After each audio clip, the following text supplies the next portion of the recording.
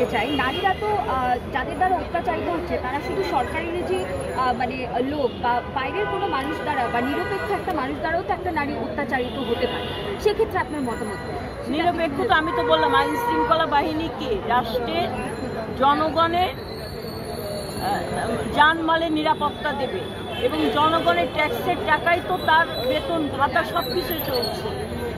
সেই আইন শৃঙ্খলা বাহিনীর হাতে যখন একজন নারী নিরাপদ হয় না, তাহলে আপনি ধরে নেন বাংলাদেশের যে আমাদের প্রধান অতিথি আজকে বললেন যে অনেক ঘটনা ঘটে, আবার অনেক ঘটনা অগোচরেই রয়ে যায়।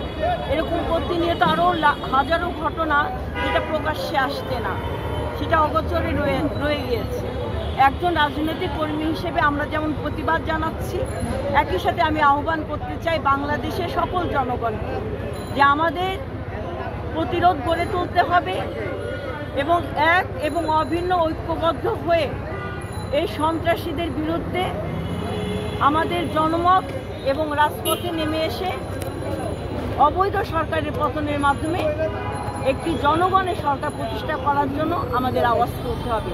কারণ জনগণের সরকার প্রতিষ্ঠিত হলেই জবাবদিহিতা থাকবে এবং আইনের শাসন প্রতিষ্ঠিত হবে, ন্যায় বিচার প্রতিষ্ঠিত হবে, মানবাধিকার প্রতিষ্ঠিত হবে।